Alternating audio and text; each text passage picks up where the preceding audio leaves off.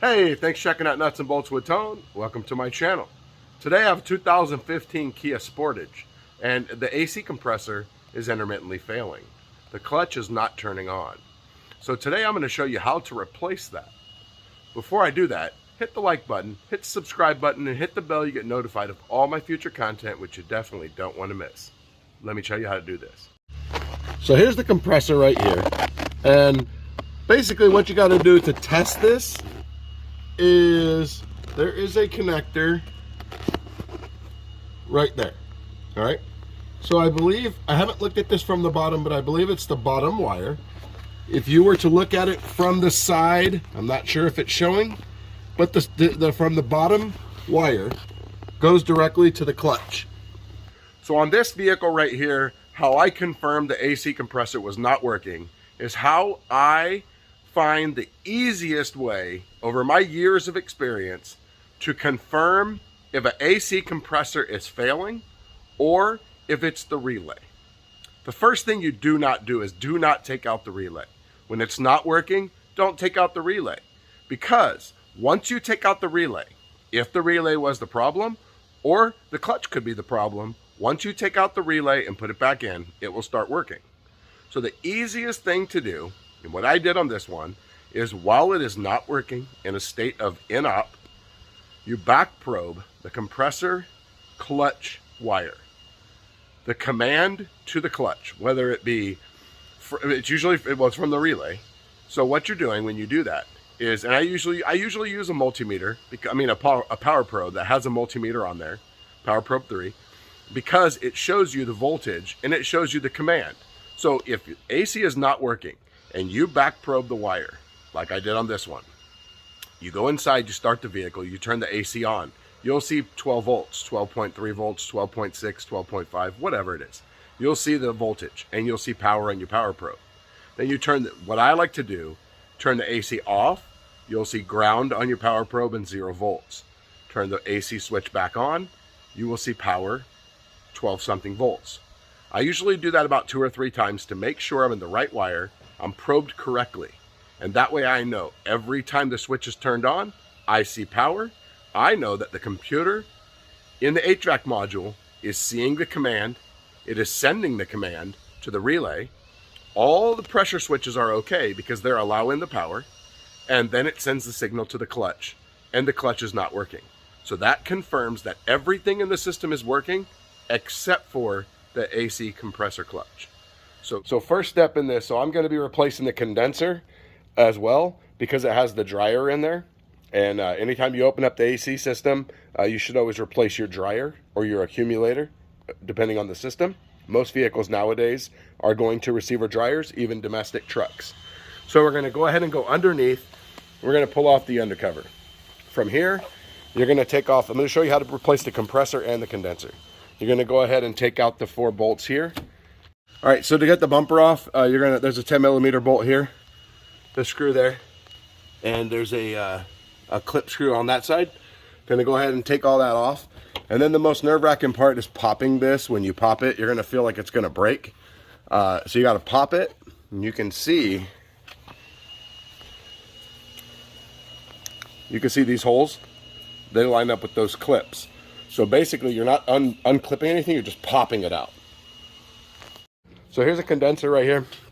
We're gonna be replacing this. One more tip before going any further. Always, anytime you do AC work, always replace that valve in there, the Schrader valves. You can get a little pack of them for the vehicle. Always replace them because they always leak. And a lot of times you have AC problems, and that's all it is your Schrader valves leaking. So we're gonna go ahead and replace this condenser here. We're gonna disconnect the nuts, get the lines off. Make sure you have a new O-ring kit for all your O-rings. The parts never come with O-rings. And then it looks like there's going to be a clip on each side. And the condenser is going to lift out. Always remember, if there's something in your way, like right now, this horn here is kind of hanging over the condenser is going to come straight up. You don't need to disconnect the connector. You don't need to unclip it. Just unbolt it. And if you can just set it to the side like that, it's out of the way. So every model is going to be different, but this one right here has a couple clips. You just push the button in, pop them out, and a 10 mil on the side. Now a really good tool that I like to use is this multi-tool right here. It's got cutters, it's got a slot, and it works really well for grabbing Christmas trees. The Christmas tree clips, you grab it, you start to pull it, then you can grab it at the bottom, and you have a better chance of them not breaking. These are like $20-something on Amazon, and a lot of companies make these. So once you've got your lines disconnected, pushed out of the way, your condenser, all it is a clip right here. You just have to pull it out and lift the condenser in. It has a little lock in there, so you're going to be able to just lift this up, and condenser's out. And now we'll just need to transfer these plastic pieces. So your receiver dryer is inside this plug right here. Let me get some light here. I'm doing this at home, helping out a family friend.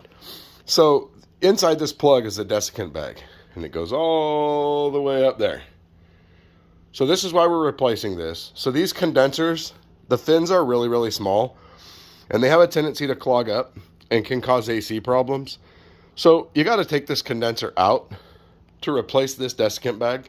So I always replace a condenser instead of, I don't replace this receiver dryer. I never do.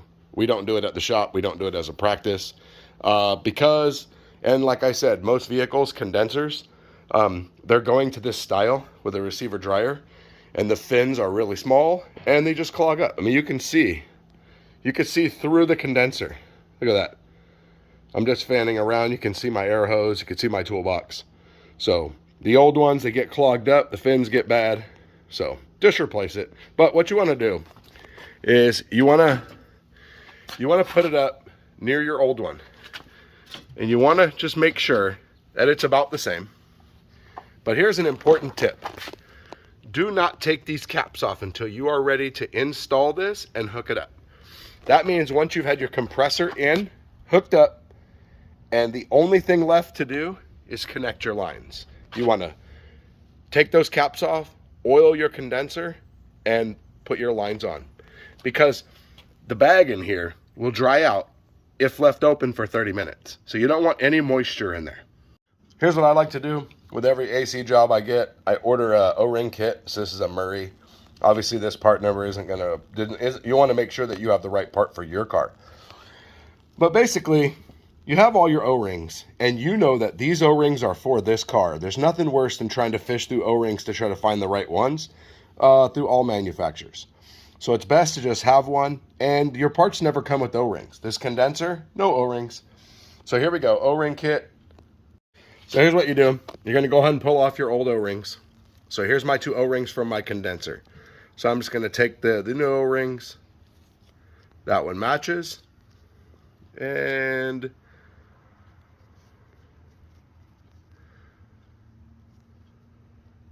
that one matches. So now we're just going to take some AC oil these O-rings, and slip them back on. And I usually use like a little pit to take them off.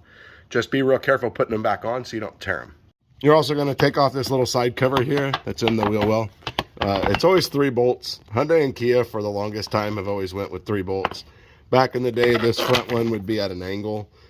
You'd have to come in like this, but it's always 3 bolts. So from here, you're going to go ahead and take your belt off. Luckily, this one doesn't have a stretch belt. A lot of newer vehicles are going to stretch belts. And we're also going to reach up in here. We're going to disconnect the electrical connector. And we're going to take off the AC lines, which looks like they're 12 millimeters.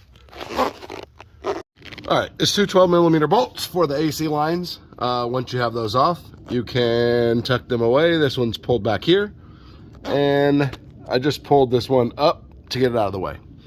So from here, you can see we have the connector disconnected. And we just have 4 12s. 2 on top and 2 on the bottom. Actually, yeah, 4 12s. All right, let's get those up. So like I told you in the beginning, the easy way to test an AC compressor is you're looking for power and ground. Let me show you how the wiring works for that. So here is the clutch right here. This is actually the clutch. Here's the wiring. You have 2 wires. In this case, the red wire is ground, and you can tell that because it's connected to the case. The case is normally connected to the engine, which is connected to engine ground. The black wire, which is power, comes up here and is the front pin on this, which was the bottom pin when I was in the car. I back probe this, turn the AC switch on, and this did not turn. So I know it's bad because this is what an AC clutch should do. This is spinning with your drive belt or your serpentine belt, okay? So we're gonna spin that, turn the AC on, turn the AC on. So when that happens and this is turning, it is compressing Freon, which is making cold air. And then it lets go. And then the pulley spins free. Now, oiling a compressor properly is very important. So I had when I was a foreman at one shop, we was a company, we had 3 shops. And I had I believe it was a Jeep, came into me, and it was at the other shop. They had replaced the compressor in the AC system 4 times. Sometimes they would start it up, and the compressor would grenade. Sometimes it would take a week.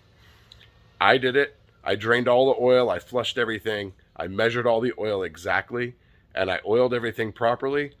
Everything worked. Never had a problem. Never came back. So if you do not oil an AC system, a compressor, properly, you will destroy the system. So like I said in the beginning, oil is a huge problem in AC failure and also AC system performance. If you have too much oil, you can have AC performance problems. So oiling a compressor is important. Now, one disclaimer is that when you get an AC compressor and you pull it out of the box, it might have a sticker over it that says this compressor has no oil or this compressor is fully charged. Don't ever believe that sticker.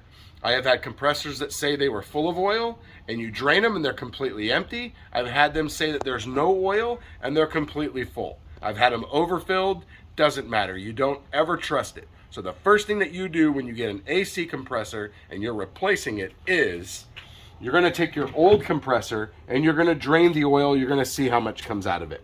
Most of the time, your directions will tell you drain the oil and subtract it from, in this case, 4.2 ounces and put that much oil in your new compressor. So you're gonna check your old one.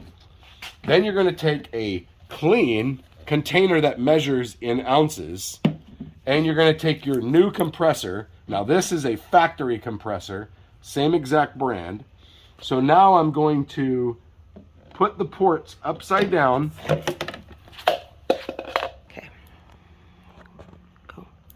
So you're gonna put it upside down over a cup and you're gonna turn the clutch. And in this case, you can see that there is no oil in this. Okay, so as you can see here, I've got this dumped upside down and there's no oil coming out of it. So this new compressor is not oiled. Now you wanna make sure that while you have it upside down, you're turning the clutch. So let's check the old one and see how much oil comes out.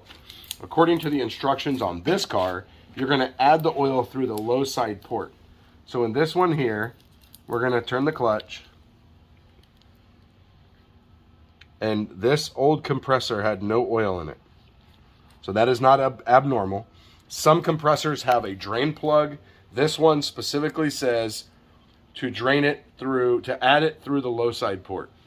Go ahead and cut. Okay, so in this case, you're gonna add the oil to the low side port and you look at this compressor and you're like, which one's the low side port? Well, the way that you can figure that out is you go to your lines. Let's see if we can do this from under the car. Oh. All right, so you can see that your lines are, this one is really big right here, and this one is really small. Your small line is gonna be your high side line. So we're gonna figure out the port for this big fat line right here, and what you can see is the bigger port right here. Now the ports are sometimes the same size, so don't ever trust that. And sometimes it's hard to tell. So you can see this port's small, this port is large. This is the one we're gonna add the oil to. So you're just gonna make sure it's clean. You're gonna pour your oil in here and you're gonna pour it into the low side port here. And a little tip is sometimes, in this case, since the compressor sits on its side, after you put your oil, you wanna put your caps back on so that way your oil doesn't leak out while you're trying to put it in the car, because it'll leak on your head. That's usually what happens. And condensers are the same way. So one more thing when you're pouring your oil is sometimes when you're pouring this oil, you'll see this hole fill all the way up and you'll have to grab the clutch and you'll have to turn the clutch back and forth to get the oil to settle all into the compressor, because sometimes it just it won't take all the oil first. Sometimes you have to turn it up on its end, on its side, whatever, but you need to get that oil in this compressor. Once you have your compressor in and all hooked up, you're going to go ahead and take your condenser, you're going to open up the lines, and you're going to pour the amount of oil that it requires into the low side port. Now, according to this vehicle, they want 1.02 ounces in the condenser and 1.02 ounces in the dryer. So I'm going to put 2 ounces in this condenser, then I'm going to hook up the lines, and we're going to vacuum it down, charge it up, everything should be good. So a really good idea while you have your condenser off is to clean your radiator fins. So you can see there's a bunch of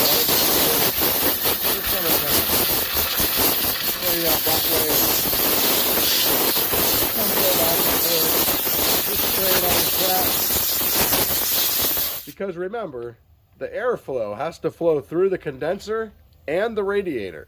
So the fans pull the air through.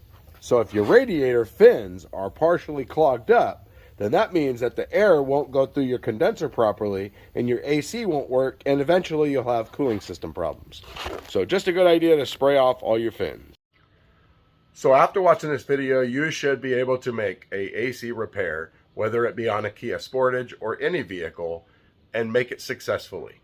Using the right amount of oil makes all the difference in the world, and don't ever trust the sticker, don't trust the compressor, don't take it out of the box and put it in the car. Thanks for watching the video. Hit the like button, hit subscribe button, hit the bell, you get notified of all my future content, which you definitely don't want to miss. See you next time.